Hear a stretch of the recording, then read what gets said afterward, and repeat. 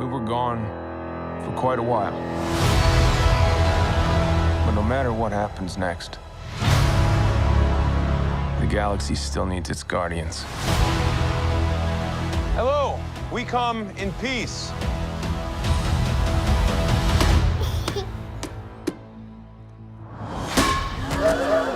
Come on, Drax. Seriously, dude? No! Ow!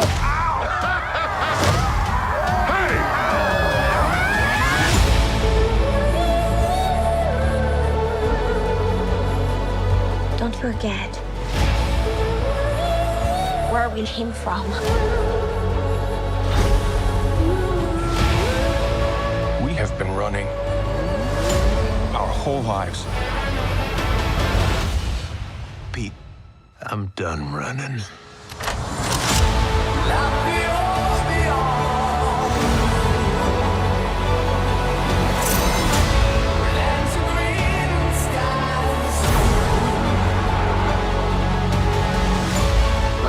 We'll all fly away together. One last time. Into the forever and beautiful sky.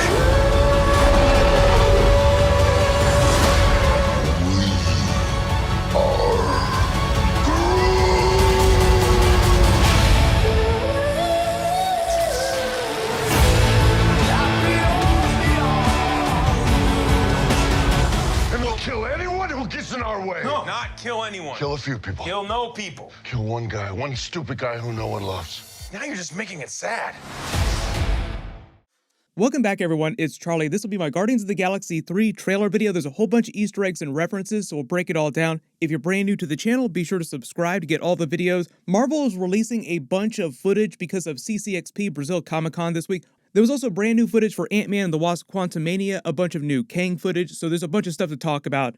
Obviously, the really big takeaways here is that we get our first look at Adam Warlock in the flesh with the gem in his forehead. I know there's lots of questions about the Infinity Stone because he had the Soul Stone in the comics. That's not meant to be the Soul Stone. Thanos atomized this universe's version of the Infinity Stones. Even though there was a lot of time travel, Steve Rogers' Captain America took the Infinity Stones back in time to where they stole them from, so in present day, they're still atomized. Chuck Iwuji is playing the High Evolutionary. He's the main villain of the film. He's the person who created Rocket. He's also the person responsible for creating that weird-looking version of the United States with all the other humanoid-looking animals, kind of like Rocket. Like they're meant to be creations of his, experiments of his, kind of like Rocket was. That's why it looks like the Earth, but this is meant to be a foreign planet. We see the bigger version of Groot have his Hulk out moment. We are Groot. He says it again. James Gunn also clarified what's going on with this version of Groot and why he's fundamentally different from the previous version of Groot, the full-size Groot that we saw in the first Guardians of the Galaxy movie. But just starting at the beginning of the trailer footage, we'll work our way through shot by shot, talking about Easter eggs, WTF moments. Obviously, they start with the logo. The custom Marvel Studios logo for this is meant to be like the wood grain of Peter Quill's tape player in the first movie. Typically, the music in the Guardians of the Galaxy movies started in the early to mid-70s and then slowly through the films kind of worked its way to the late 70s. The song that's playing in this trailer is In the Meantime by Spacehog. The funny thing about that song, though, is that that one is from the 90s, so I don't know if James Gunn is just allowing its use for the trailer or if it's actually used in the movie itself, because typically the movies are just 70s music. We actually saw the new Guardians of the Galaxy ship debut during the holiday special recently. I did a whole video for that, so I'll link it down in the description below. It's called the Bowie, named after David Bowie, because Peter Quill names all their spaceships after pop stars. The other very clear thing is that they're wearing comic book accurate suits to the Annihilation Conquest run. That's the run where this version of the Guardians of the Galaxy team came together for the first time. Even though this looks like Earth, it's meant to be an experiment that the High Evolutionary is running, which is why even though it looks like this American suburb, it's a bunch of humanoid-looking aliens. This is flashbacks of Rocket's origin story, with the High Evolutionary reaching his hand into Rocket's cage when he was this little tiny raccoon, turning him into this humanoid creation, giving him the ability to talk, walk around on two legs. James Gunn said that the third film is mostly about Rocket, like he's one of the main characters within the ensemble, so that's why the High Evolutionary is the main villain. The Guardians of the Galaxy movies are all about bad space dads, and the High Evolutionary is like Rocket's bad space dad.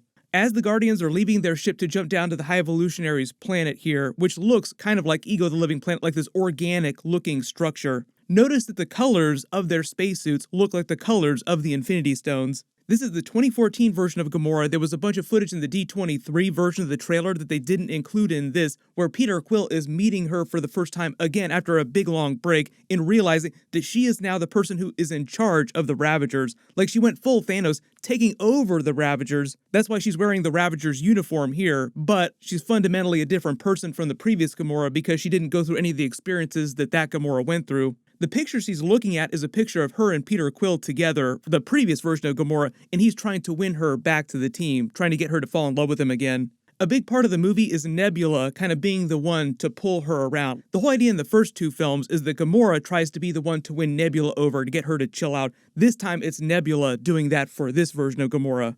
They had a little bit of that during Avengers Endgame, where Nebula was telling her, no, you don't have to be like this. Our father is terrible. Thanos isn't going to help you. Because Thanos very literally sacrificed her to get the Soul Stone. I think this is meant to be them back on nowhere. What James Gunn explained is that during the Guardians of the Galaxy holiday special, when things pick up, they've purchased Nowhere, like they bought the entire head of this dead Celestial from the Collector, which confirms that he survived Avengers Infinity War. Thanos basically destroyed most of that place, so I think we all thought that he died after Infinity War came out, but this just confirms that he's alive out there. The Elders of the Universe are very hard to kill. You also notice that Cosmo the Space Dog is also with them. They confirmed during the holiday special as well that Cosmo the Space Dog going to be a much bigger character during this. She'll be voiced by Maria Bakalova. What? I refuse to do any more work while you demean me. All right. I'm sorry. Kraglin's still a big part of the team. Also, the joke here is that Nebula is carrying Peter Quill, Princess carrying him like he's been knocked out somehow. One of the big things about Nebula during this movie is that she'd become much more of a leader within the team, like a more well-adjusted person just in general. Even though they have the big joke about her stealing Bucky's vibranium arm to give it to Rocket. He said the way that she got that is she literally just ripped it right off of his body because she knew that Rocket wanted it. She didn't sleep with him or didn't have a relationship with him or anything like that or trick him. Like, she literally just showed up, ripped it right off of him, and took back off to Nowhere. I assume at some point they'll bring it back to him because he's going to be in the Thunderbolts movie, probably in Captain America 4. Like, he's going to need that vibranium arm. Rocket telling them that he's done running with all this damage around them is him just wanting to go after the High Evolutionary, not running from him anymore because he's meant to be crazy powerful. It's sort of the same vibe as Peter Quill going up against his father, Ego the Living Planet. This is a much better look at the High Evolutionary's home base. It's meant to be the MCU version of Half-World where Rocket comes from. There was an Easter egg for it in the first Guardians of the Galaxy movie. Notice how it looks a lot like Ego the Living Planet, and it is very organic. If you couldn't tell, it's basically like the hollowed out body of a former giant celestial being, so I wouldn't be surprised if there's some celestial connection to this. Like, it's meant to be a parallel for the Guardians taking over Nowhere, which is the head of a dead celestial.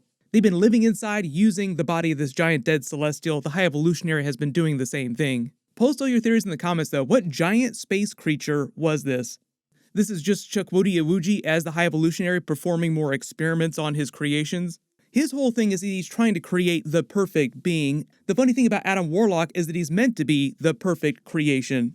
But he was created by the Sovereign to kill the Guardians of the Galaxy, so it'll be interesting to see the interaction between him and the High Evolutionary in this film, because if you remember in the comics, the High Evolutionary is the person that upgraded Adam Warlock in the comics and gave him the Soul Gem. So even though the Soul Gem doesn't exist anymore in present day, like it's atomized, I wouldn't be surprised if the High Evolutionary does something similar or has some Easter egg connection with Adam Warlock during this film. This is the Guardians of the Galaxy on Half-World. Gamora is with them at this point. Them being in the jumpsuits there is also meant to be a parallel for them in the prison jumpsuits during the first movie. All the scenes of Rocket during the trailer are starting to make me worried for his character because it sounds like he might wind up being the one to sacrifice himself during the movie. The talking otter that Rocket is hugging is Lila, his girlfriend in the comics. There was a rumor about Lady Gaga voicing this character, so I wonder if that's actually going to wind up being true because we don't hear the otter speak in the trailer. But she's meant to be one of the other creations of the High Evolutionary. It sounds like Rocket had some kind of relationship with her at some point. Big callback to Guardians of the Galaxy 2, this is the same type of alien that they attacked at the beginning of Guardians 2. This might be connected to when they face Adam Warlock for the first time in the Sovereign's domain, just because this type of alien was always showing up to try and eat their batteries. We see Will Poulter as Adam Warlock. It looks like they're back on Nowhere or somewhere similar. He's meant to be super powerful in the comics. He's kind of like Marvel's version of Space Jesus. We'll see how they treat that in the MCU, but obviously he's probably going to be a big character going forward. Like, this won't be the last time you see Adam Warlock in a space-based movie.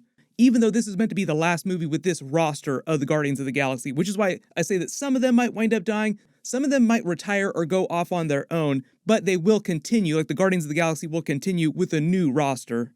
Adam Warlock did join the team during the Annihilation Conquest run, where they wore these very same costumes, so it is possible that he winds up joining this version of the team.